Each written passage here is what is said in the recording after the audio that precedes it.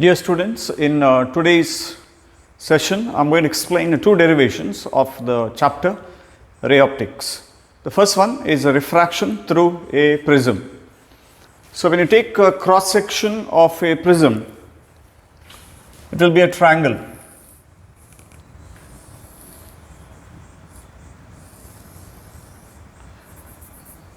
So, this is the cross section of the prism, which I am going to consider x, y and z. Now, out of the three rectangular faces, one of the faces is made rough, and that is called the base of the prism.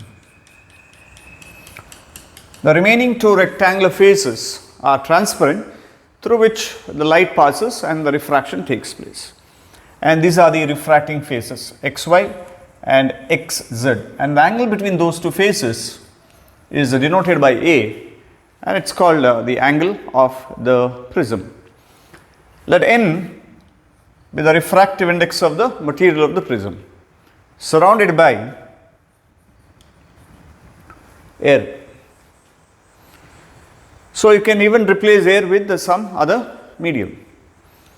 And when a ray is made to incident on the first face, so P, Q is the incident ray. And the incident ray has to be monochromatic, otherwise dispersion takes place.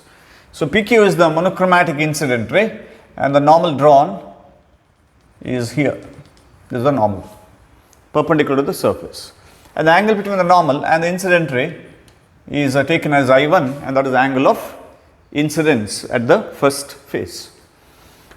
And the surrounding medium is air, which is a rarer medium, and the prism has a more refractive index, so that is what is the denser medium. So, this is the direction of the incident ray. Whenever the ray travels from rarer to denser, the ray always bends towards the normal. The normal is here, the ray is supposed to travel like this, it bends now towards the normal like this. And this angle between the ray, which is the refracted ray, and the normal is taken as angle of refraction, which is R1. And the remaining angle is called angle of deviation, which is a D1. So, that is what I am going to write now. So, angle of deviation at the first phase is D1 is equal to I1 minus R1. Why it is I1 minus R1? Because angle of incidence is greater than the angle of refraction. At the first phase, what is the relation between the refractive index, angle of incidence, and the angle of refraction, for which use the general form of Snell's law, which is refractive index of air is 1. So, 1 into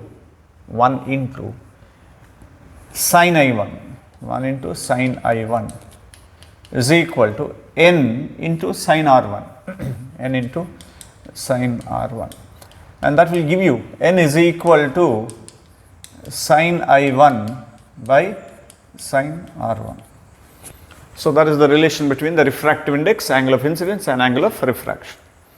But once the ray falls on the second phase, again further refraction takes place. Let that point of incidence be R. And when we draw a normal, so we get that normal here, perpendicular. So, let us take this normal, they meet at a point called M. Now, for the second phase, this QR acts as incident ray, that is the refracted ray for the first phase, but the same rate acts as incident ray for the second phase. So, this becomes the angle of incidence. But here we are going to change the angle for easier mathematics. So, therefore, R2 is taken as the angle of incidence. Remember, normally we use R for angle of refraction, but here R2 is used for angle of incidence. Okay. So, this is the direction of the incident ray. And now the ray travels from glass to air or denser to rarer. So, the ray should bend away from the normal. Normal is here. This is the direction of the incident ray. Bending away means it is a downward like this. So, this is the direction P, Q, R and S. So, RS is the refracted ray, or it is also called as the emergent ray. Angle between The normal and the refracted ray here is angle of refraction, but since we have interchanged the symbol, so R2 we have taken it as for angle of incidence, so therefore we take I2 for angle of refraction. Clear? Now the angle through which the ray bends is called as the angle of deviation, which is a D2. So whenever the ray travels from denser to rarer, angle of refraction is greater than the angle of incidence. Angle of refraction is greater than the angle of incidence. So therefore, the angle of deviation at the second phase, D2, is given by I2 minus R2, because I2 is greater than R2. So how to find the net deviation? So just extend the ray here. So this is a D2. Even this angle is also D2. See, opposite angles.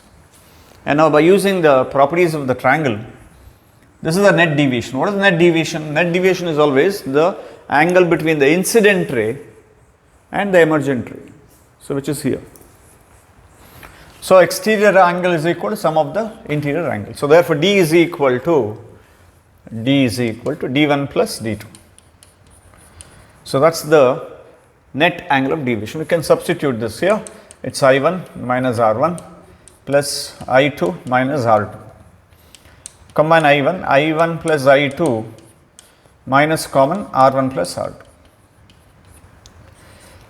I'll also relate the refractive index with that of the angle of incidence and angle of the refraction. So n into sine R2 is equal to 1 into sine I2. 1 into sine I2. So that will give you n is equal to sine I2 by sine R2. Sine I2 by sine R2. So we have found the net angle of deviation.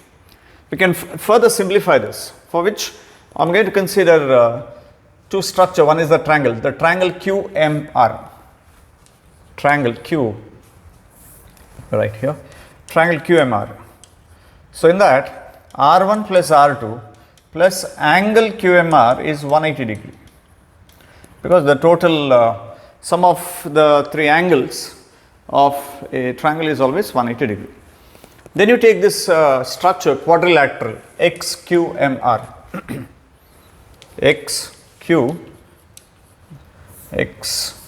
XQMR. So in this, the total angle is 360 degree, out of which two angles are 90 degrees. See here, because this is normal, right, perpendicular. So this is 90, this is 90. So 180 degree is over.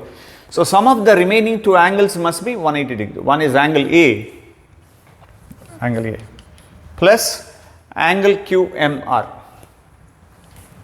Angle QMR. So this must be equal to 180 degree, correct? So total is 360, out of which 90 plus 90 is 180. So sum of the remaining two angles must be 180. So now if I compare this equation, correct, they are identical equations. So therefore A is equal to R1 plus R2. Now I can substitute that here, in this equation. So I'll get final equation for deviation is equal to I1 plus I2 minus A. Okay. But this is not the end of the derivation, because we have to derive something more. Now what we observe here is based on a graph that there are two angle of deviation, two angle of incidence for which deviation is same. See, by interchanging I1 and I2, you will get the same value of D. So that means there are two angle of incidence for which the deviation is same. And there will be a particular angle, I1 is equal to I2, where the deviation becomes a minimum, D minimum. Now that's taken as a capital D, which is called angle of minimum deviation. So therefore, when the angle of minimum deviation is considered, D minimum is equal to D, where we write I1 is equal to I2 is equal to I, and R1 is equal to R2 is equal to R. Because when I1 and I2 are equal, even R1 and R2 also must be equal, because the ratio is a constant. So this is the condition for angle of minimum deviation. So for minimum deviation we use the symbol d. So using this now, here this one, capital D is equal to I1 plus I2. I1 plus I2 is nothing but 2I minus A. So from this we get 2I is equal to A plus D, or I is equal to A plus D by 2. So that's the angle of incidence as well as angle of refraction. Why? Because both angle of incidence and angle of it's also called as angle of emergence, emergent ray, okay, they are equal. Now using A is equal to R1 plus R2, A is equal to R1 plus R2, R1 is nothing but R, R2 is also R, we get 2R. So from this we get R is equal to A by 2. So now we know the value of angle of incidence, we know the angle of refraction, so we can make use of this equation, Snell's law, which is N is equal to sine I by sine R. Now we don't write I1 and I2 because I1 and I2 they are equal, which I have taken it as I. We don't write R1 and R2 because R1 and R2 are equal, which we take it as R. So based on this, what is I? It's A plus D by 2. Sine A plus D by 2. Correct? What is R? A by 2. So sine A by 2. So this is called Prism formula. So even though it's a long derivation, but it is not difficult. Just by practicing you can study this derivation very easily. And most important, in chapter ray optics, make sure that you are going to mark arrows, otherwise you are going to lose mark. Okay. So this is the important derivation of the topic refraction through a prism. So I'm going to explain one more derivation, which is the refraction through a curved surface. So that is also an easy derivation, but a lot of mathematics is involved in it.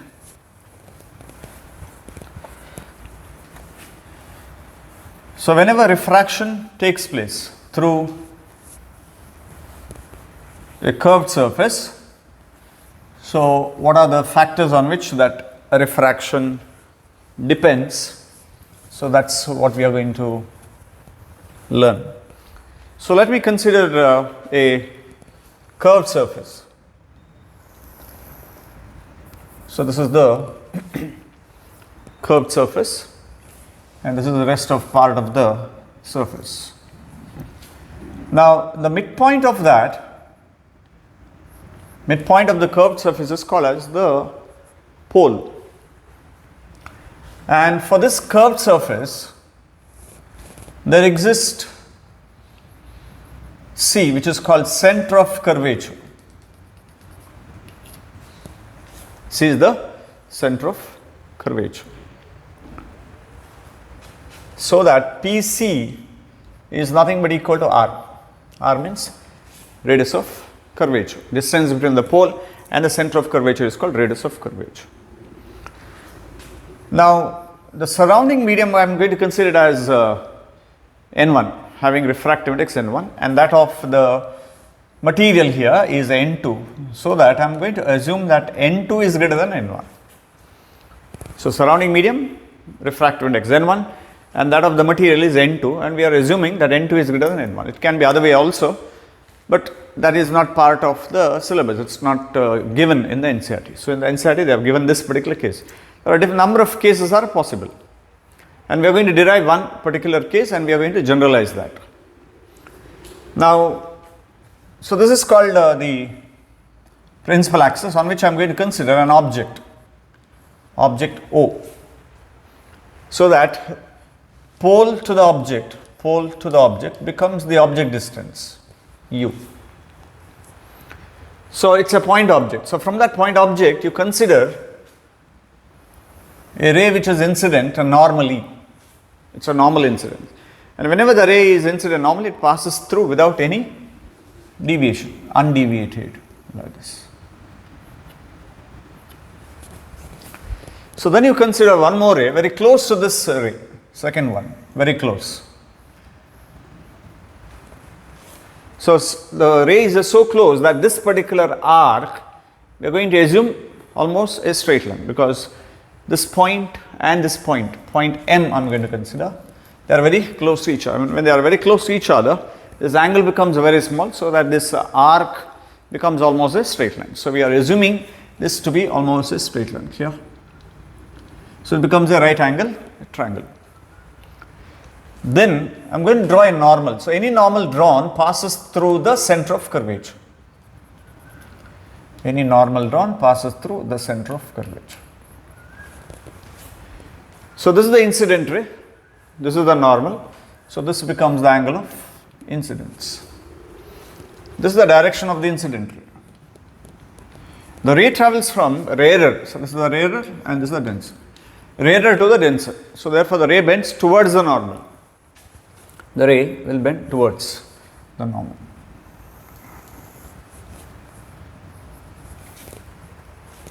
So now you can see this, there are two rays which are incident on the spherical surface. They undergo refraction and then they meet at a point. And they really meet at that particular point. When they meet really at a particular point, we get an image, and that image is called real image. So denoted by I. So O is the object, C is the center of curvature, I is the image, and P is the pole. So that Pi is equal to V. So we have total 5 variables: refractive index of the rarer medium, refractive index of the denser medium, radius of curvature, object distance, and image distance. There is something called sign convention, which is very mandatory to apply while deriving, to generalize the expression. Here we have pole, and we measure all the distances from the pole. And if it is opposite to the incident ray, then the sign is negative. If it is in the direction of the incident ray, then the sign is positive. Now look at this distance first. PC. P to C. It's to my right. But incident ray is also toward the right only. So incident ray is here in this case towards the right. So that means all the distances towards the right are taken positive and towards the left are taken negative. So P to C is towards the right, which is in the direction of incident ray. So that's why this plus. Next, Pi is also in the direction of the incident ray, so it's positive. But object distance is measured like this, P to O, in a direction opposite to the incident ray, so sign is minus. So keep these sign conventions ready so that we can apply that later. Then the angle between the refracted ray and the normal is angle of refraction. Okay, so angle of incidence is always the angle between the incident ray and the normal. Here, refracted ray and the normal. For easy simplification, we are going to consider this angle to be equal to alpha. This is beta, and here this is gamma. So we know we are going to use them later in the simplification. So first I am going to start with the Snell's law. Okay.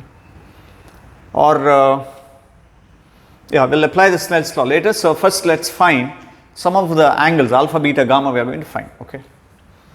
So for all these triangle here, correct, this side is common, MP is a common, So the first triangle is OMP, triangle OMP. Okay.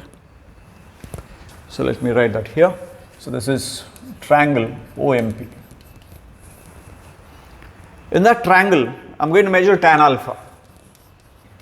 Tan alpha. Tan is always the ratio of the opposite by adjacent, which is MP by PO. MP by PO. But since alpha is very small, I can equate this to be nearly equal to alpha. When theta is very small, sin theta is nearly equal to theta. When theta is very small, tan theta is nearly equal to theta. So therefore, that's the condition which we are using. So tan alpha becomes alpha, which is MP by PO. Next, we'll take the next triangle, which is the triangle MPI. Triangle MPI. triangle MPI. In that I can define tan beta. So tan beta is equal to MP by PI. Correct? MP by PI. So that becomes beta is equal to MP by PI. Next I am going to consider this triangle MPC.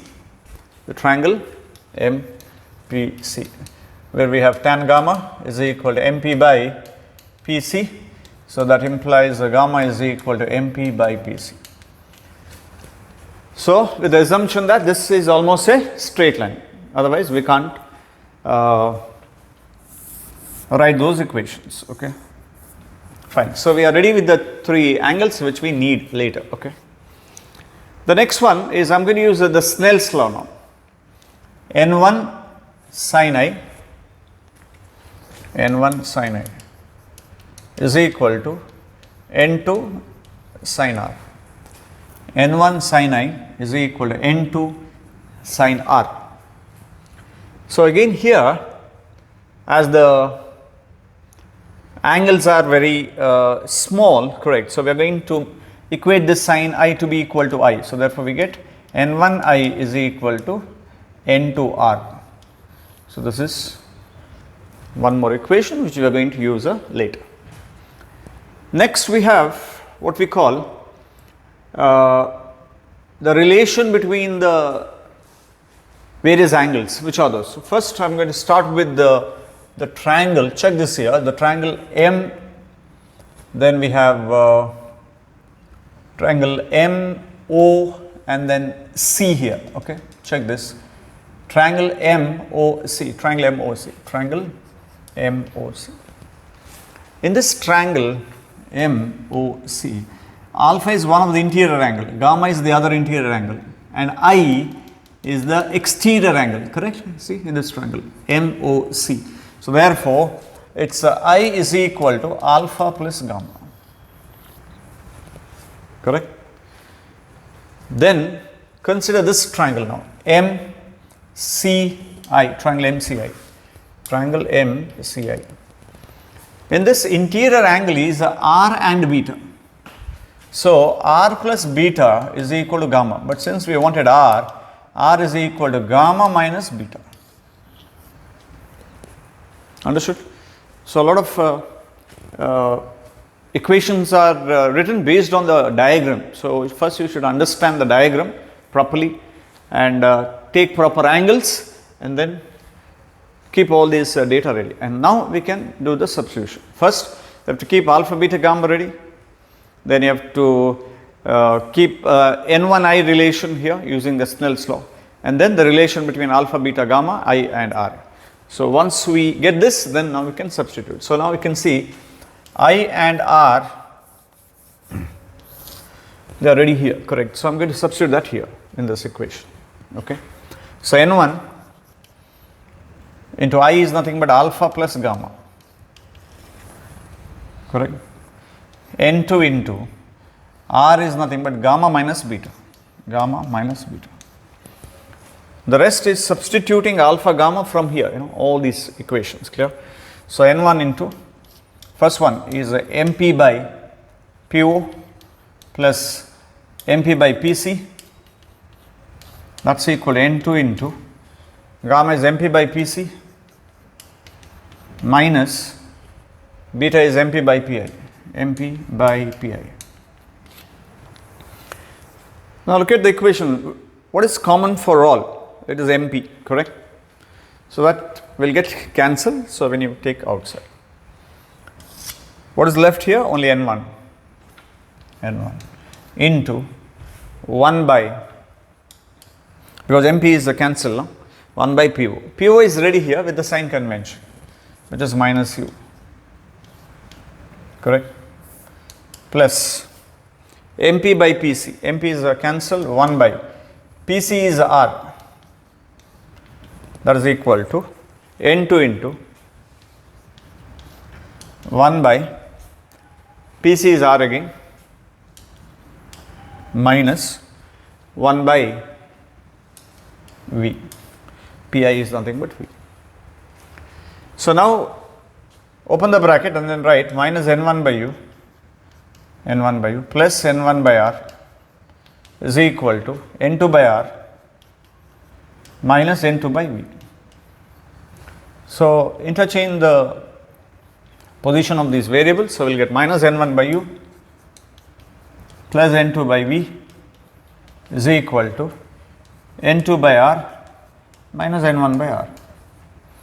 For the terms on the right hand side, r is common. So, you can write like this: minus n1 by u plus n2 by v is equal to n2 minus n1 by r. So, this is the final expression, which is actually of the format, minus n1 by u plus n2 by v is equal to n2 minus n1 by r is actually like this. See here, now we do not use the term called rarer and the denser. The space containing the incident ray is called the object space. The space containing the refracted ray is called image space.